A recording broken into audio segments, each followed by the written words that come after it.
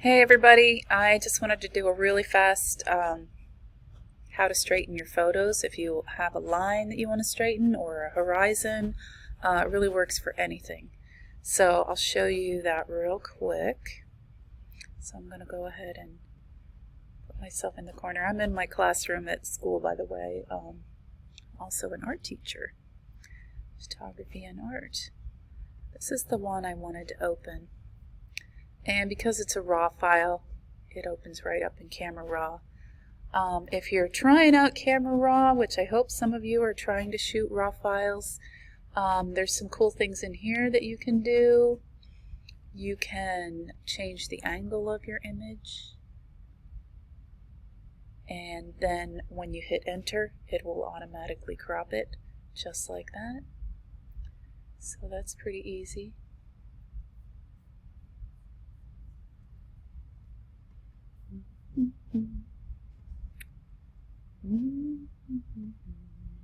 And then I can double click it. I know there's a faster way to do that. I just can't remember it off the top of my head. Okay, let's go back here. There's another thing I wanted to show you real quick down here. So when we're shooting a close-up of something, sometimes you can see like a little bit of a curvature from your lens, and if you click on this, it'll fix it. So that's just like an auto fix. You see the difference around the edges? So in some things it's a lot more pronounced. This one not so much. And you can always go to the manual, fixing it manually.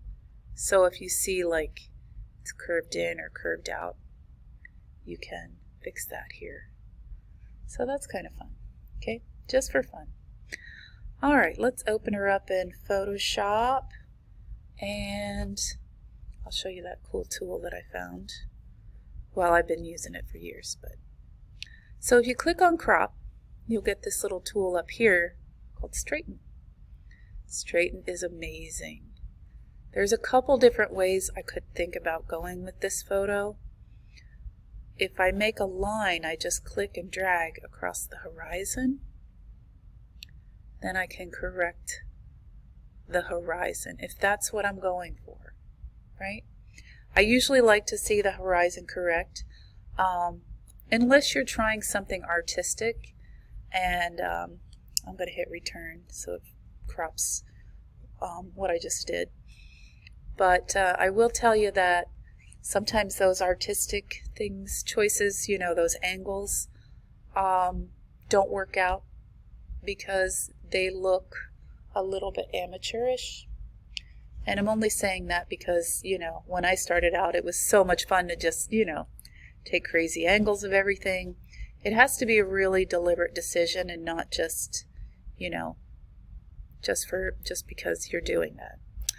All right, that said, I'm going to go back, undo, and I could choose to straighten something else. I could choose, say I want my little flower down here that's in focus to be straight up and down. I can click and drag a line over that flower, and we get a completely different angle.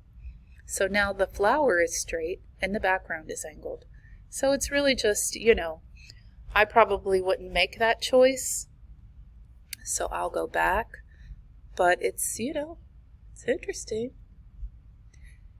Actually, looking at this photo compositionally is not the best photo, but I would probably choose to do a crop rather than anything else. So I'm going to go with the original ratio, and then I'm going to click this little button so it rotates. And there now I've got portrait, you know, orientation. Oops, I went too fast. Click and click.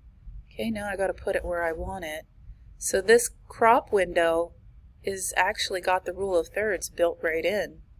So if I go, if you remember compositional guidelines, if I go right, put my my thing that's in focus here, that really stands out the most, if I put that right along one of the intersections, all of these intersections are where you can use to put your subject to make it stand out more.